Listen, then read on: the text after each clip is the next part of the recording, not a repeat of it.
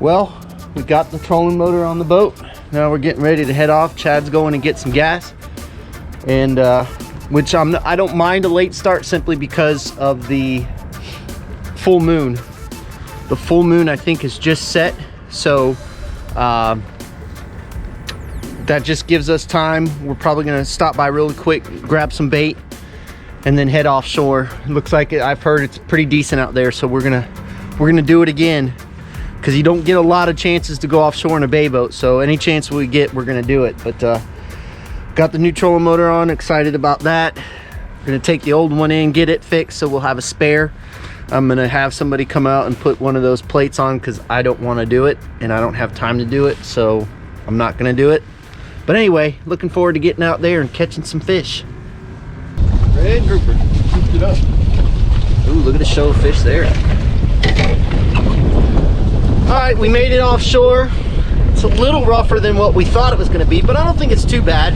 We're trying a new area right now, and Chad just immediately put a fish in the boat. So what we're looking at is there's a ledge out here, and it's got a good show of fish on it. So hopefully we can get some hogs and get some other fish and see what happens.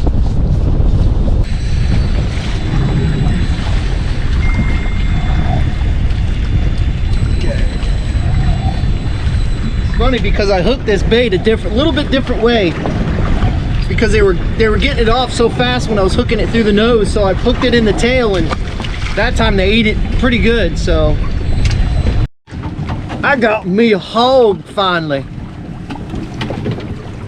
Oh yeah, on the sparkly pink. As you can see, our trolling motor's not on the boat. It ripped through the plate that we had underneath. It was working pretty hard, but anyway, we've got our trolling motor. Oh, it's staying in one place. It's staying in one place, but what are you gonna do? It was pretty rough out here first thing this morning, so it was working pretty hard, and it just ripped 2 bolts through the starboard piece that we have underneath, and is what it is.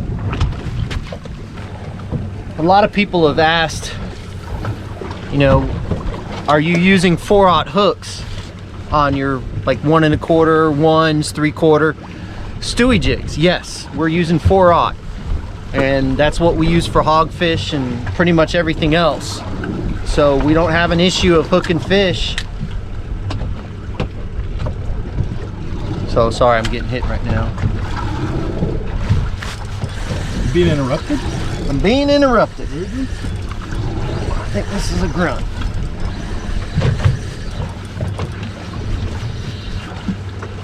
Yes, it is. Grunt, grunty, grunt, grunt.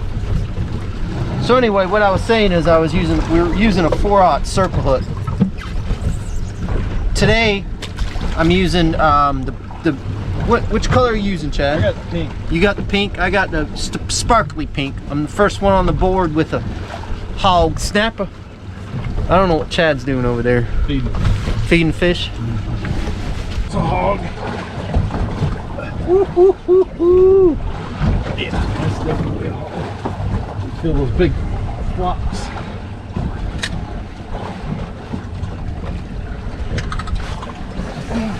Yep. Yeah? Yep. No, it's a red grouper. Oh, come on, man. Decent red grouper. Yeah. He might be close to keeping. Oof. Nope. You never know what you're gonna catch. Never know. We thought it was a hog. We thought it was a hog. It was fighting like a hog. This is what the bottom looks like right here. Fish are coming up off the bottom. I think Chad's chumming. We're right on the edge of a ledge right here. You can see the edge right along the side of the boat. Of course, we're anchored up. Me and trolling motors just don't get along. Anyway, what? Holy, look at the size of that sucker. So anyway, we had to anchor up The first time we anchored up, my heading was 120, but then it's changed a little bit. The wind's laid down and it's gone to 150, 155. So we re-anchored on this spot, brand new spot that we found. That's a nice grunt. So we re-anchored on it, and I re-anchored at 150, and we got right on the edge of the ledge. I'm not even on the mark. I'm a little bit off the mark, but we're marking all kinds of fish, as you saw. So it is very important to get your reading, and once you get your reading and you understand it, then like when we anchored the first time, we had the right amount of anchor line out. So what I did is when I pulled up, I looked at my GPS, and I wanted to get about 40 feet to the other side of where I anchored. So that's exactly what I did, and I almost put us directly on the spot. So it's very key to understand how your boat is going to, what your drift is when you're anchoring. It's a little easier when you're using a trolling motor because you can adjust yourself relatively pretty quickly, but with an anchor it takes a little bit.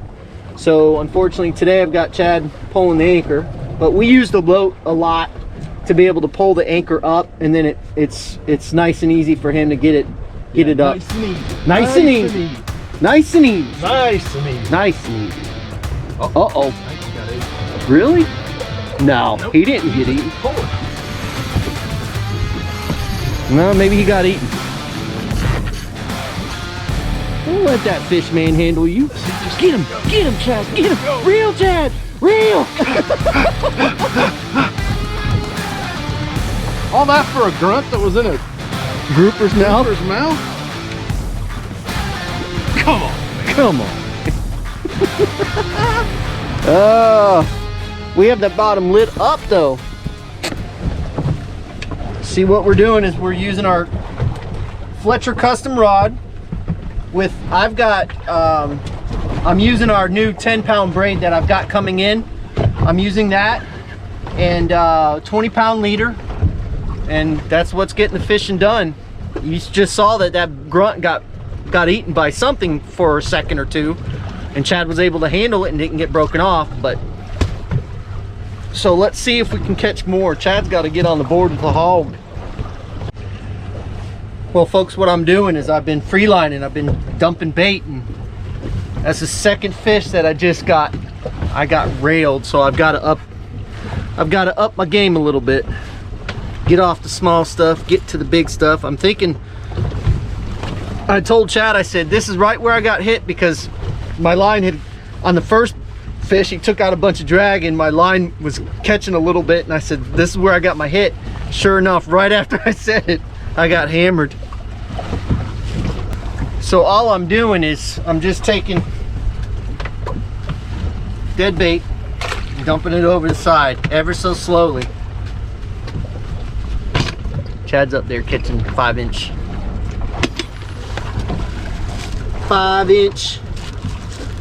grunts.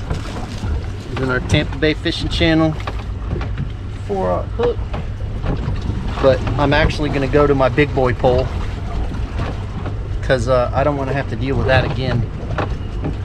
So I get with my big boy pole, since I'm not using a line that I can see on top of the water, what I'm doing is I count off 3 feet, and then I get to where I get to about 30 feet, and then I start peeling it like this, so I can feel the line, so I don't have a ton of line out, so I can get on that fish quick. But I might pay for it. I just have this sneaky suspicion.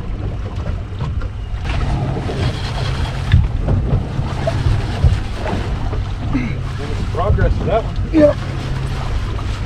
Was. No! Was. Son of a biscuit eater!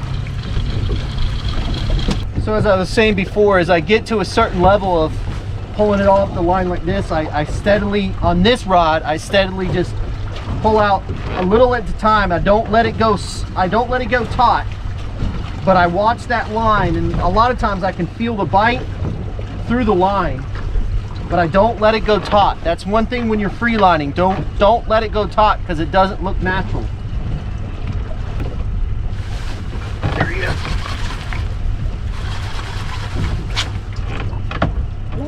Look at there. You suck again.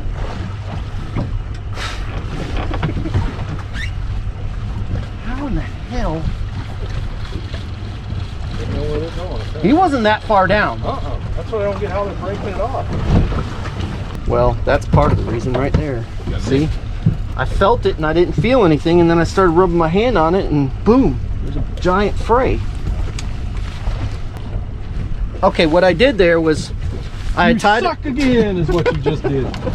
I tied a knot and I didn't feel any nicks. I looked and I didn't feel any. Well, when I took my finger and I rubbed it up the line like this, it created a giant curl, and that showed me right there that I had a fray.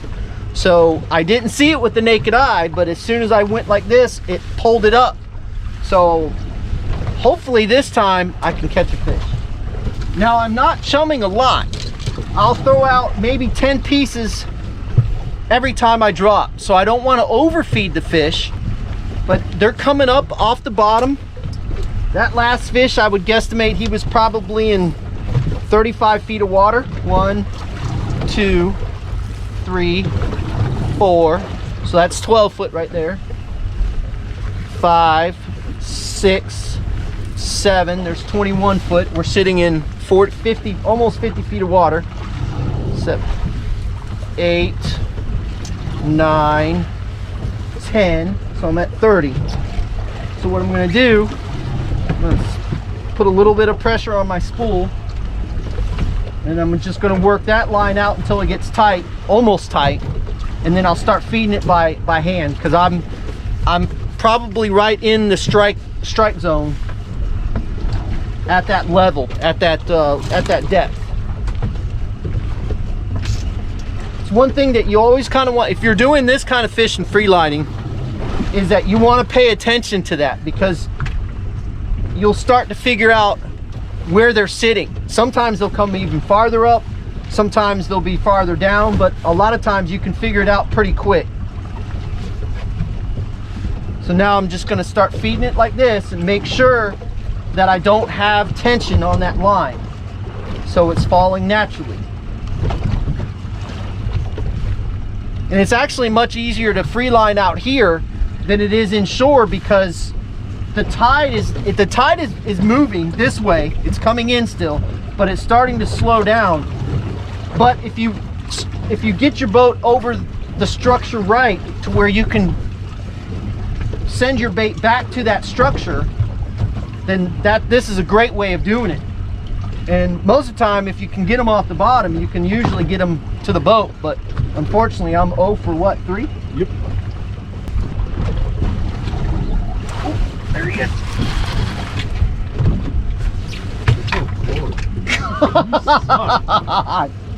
Holy moly. Dude, I don't know. That's scary. As I said, I was right at about that probably 32, 33 foot mark, because I let 30 feet out, and then I let probably 2 feet out. God. That's just ugly.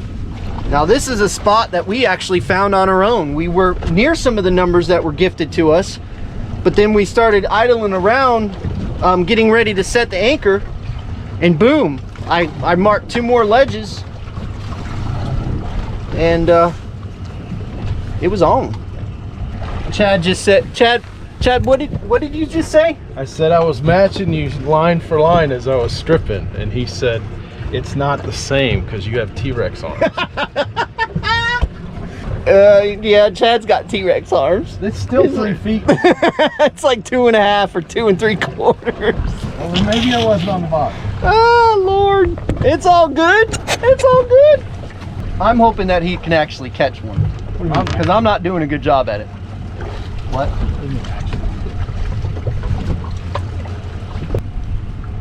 Come on, Chad. Get him, Chad.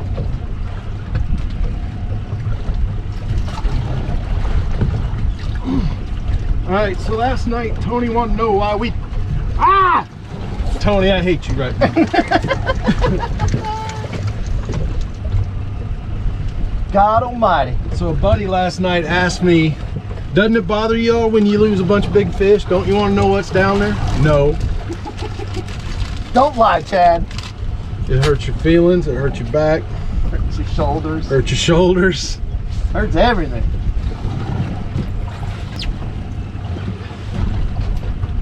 It's so hard on this one because I slam it like that. But you can't turn the reel handle. That's the problem. You can't gain Sure. any.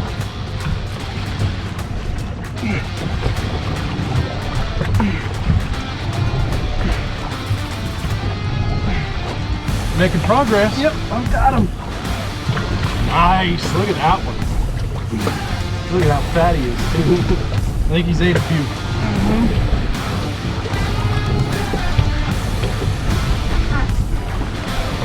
This is definitely not the one that we've been hooking though.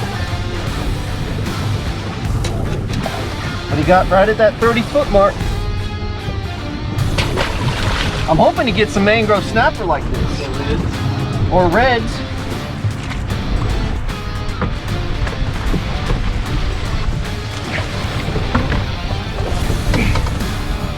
Come on, Todd. Turn that fish. GoPro. It is. Come on, man. Turn it. Turn it. Uh-oh. You got you stalled. Pull on that fish.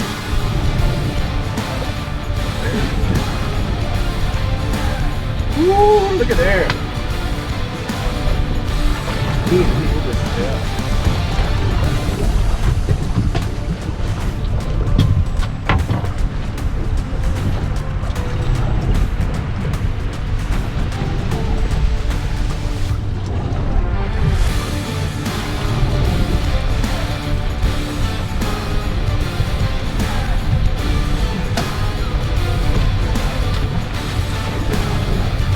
Not bad.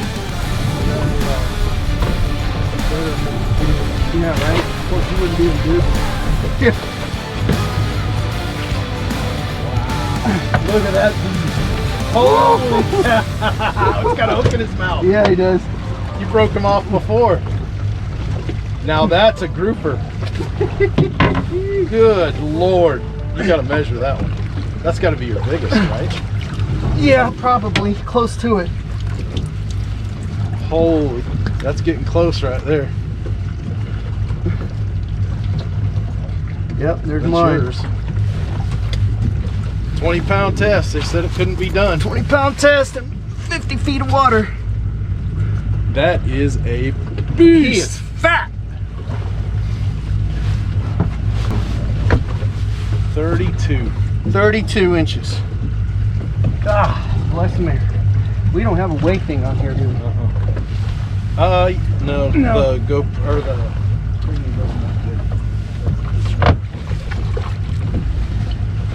Good job. Oh man, I wasn't free lining that time, but he had my hook. He broke off my hook, but I sent down a pinfish there, and I was just about to say let's go ahead and move, and holy moly. That's a beast. That was a good one right there. And you guys missed half the fight. Yeah. Because the GoPro initial shut fight off. Was the best part. Yeah, it was. Woo, hoo, hoo.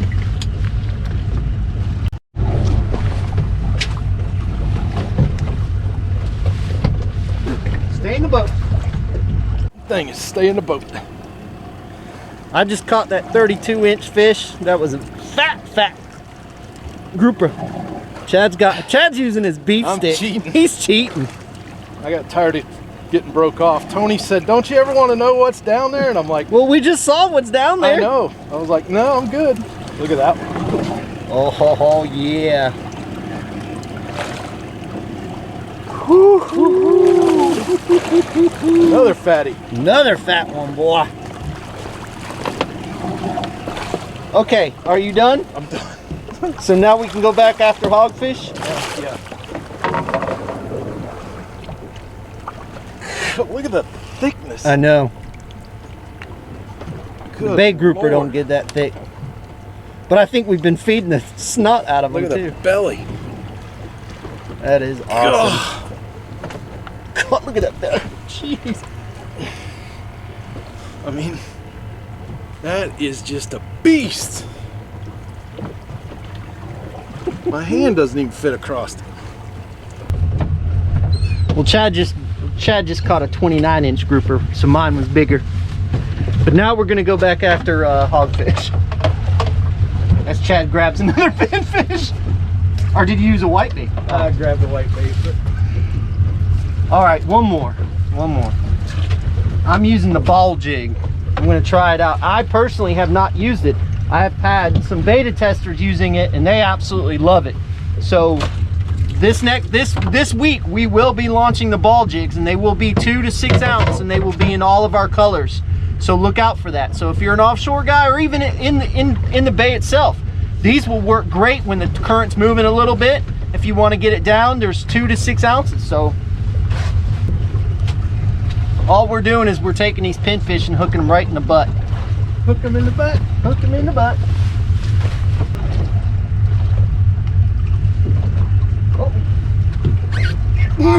I couldn't, dude, I was pulling as hard as I could and I couldn't hold it up. Uh-oh, what? Nothing. GoPro, look how ugly that looks. Come on, Todd. That Fletcher rod is bending. Scott, you getting nervous yet? Because that looks like a lot of bend. What's gonna break first, Todd or his line? Todd or his line? Thumbs up for the line, thumbs down for Todd. Because I think it's gonna be a thumbs up.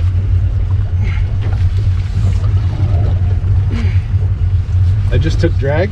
Yep. Oh yeah, he's been taking drag.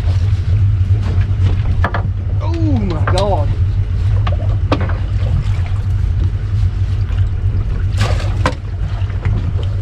Wow.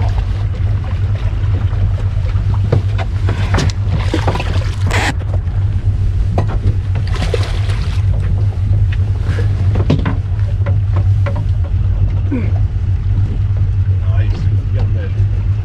Not as fast. He's not as heavy as the other. No, he's not nearly as heavy.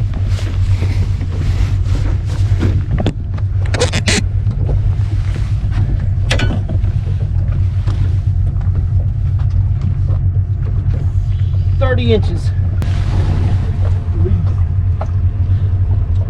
Incredible how hard they fight. Oh, Chad's on. Yeah, I saw you almost go out of the back of the boat. Yes. Alright, he's coming to the top. Still nothing to. No. He's upset now.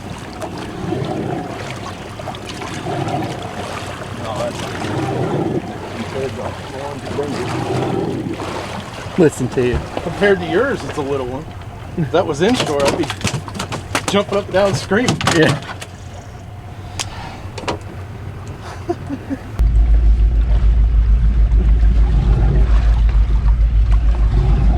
Red grouper.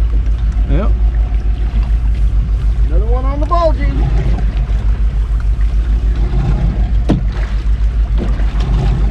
That one might be 19. Yeah, right. I might be able to check him. Nah. All right, we got to go and look for hogfish now. That was fun while it lasted. Woohoo! What you got? I got me the triggerfish. Really? Yep. That's a nice one too. Yep. I thought I had me another hogfish, Chad.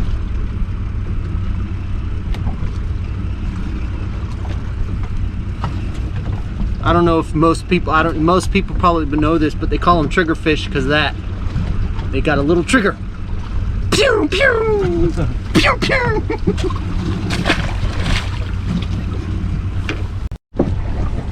As I mentioned in the Friday fishing forecast, that the major feeding time in the afternoon was going to be where the bite was. And sure enough, that's where it's been for us. It was slow in the morning, but as soon as we got into that major, that's when we were catching all those big gags. So the major just ended, but we're still catching fish. We had to move because we wore that spot out. Chad's wearing out the grunts. I'm not wearing out anything right now. Well, I just lost a real big fish, and Chad was like, I gotta try it at least before we go, because it's like 4:30. Nice. Nice one. Not 30 inches. No. It's still nice. Good job, Chad. Way to finish off the day. Way to tell them how it's done. Well, folks, we had a fun day, except for our trolling motor. But we'll get that put on. So, as you saw earlier, we caught some huge gags, some really nice gags. That 32 incher that I got, and then Chad's 29 incher that he got were fat. And then we caught a couple of nice ones. I caught a 29 and he caught a 28, and we lost a bunch of fish, but overall it was a good day. We caught one hogfish, caught a bunch of grunts, porgy. Not as much variety. No, not as much variety today, and I'm not sure why. I don't know if it's the full moon or what, but as I stated before, the morning was somewhat slow, and then as soon as that major feeding time kicked in, those gags were on fire. They were on fire. And then as soon as that major feeding time stopped, it's like it almost shut off. I mean, we're getting bites here and there, but mainly small stuff. And we've been sitting over some great areas, so not real sure what's going on, but that's why they call it fishing, not catching all the time. Even though we make it look like we're catching all the time, we're really not. But anyway, again, I want to say thank you for all of the support. It's been awesome. All the people coming by the shop, thank you very much. I appreciate it. And luckily, within the next probably week or so, I'm going to have somebody there with me pretty much full time. I'm going to be opening up the kayak rental business, which is called River Drive Kayaks. And we'll be renting those Wednesday through Sundays. We'll take Monday and Tuesday kind of off in that sense, but the shop will be open. I'll be there, and Rich is going to be coming in to help me, because it's very difficult for one person to take care of so much stuff, and if I have to run and pick up parts for roundabouts and things like that, it's just very tough for me to get away. Plus, eventually down the road, it could possibly help me film more and get more content out to you guys, which I know a lot of you like, and we really, again, appreciate that. So that's the plan. That's where we're going into right now. As you saw earlier, on one of the big gags that we caught, I was using the ball jig, which we will be introducing this week. We'll have them in all the colors. We'll have them 2 ounce through 6 ounce. So be on the lookout for that. Anybody that says subscribe to the website, you'll get an email letting you know that we've come out with these jigs. So again, thank you very much. Fish more, catch more. Chad, you got anything to add? Bait stinks today. That's, man, a few words right there. All right, fish more, catch more, and we'll see you on the flip side. These shrimp definitely didn't come from the shrimp guy. Yeah, no. When are we getting more oysters? I gotta get them, man. Anyway, we'll see you guys later.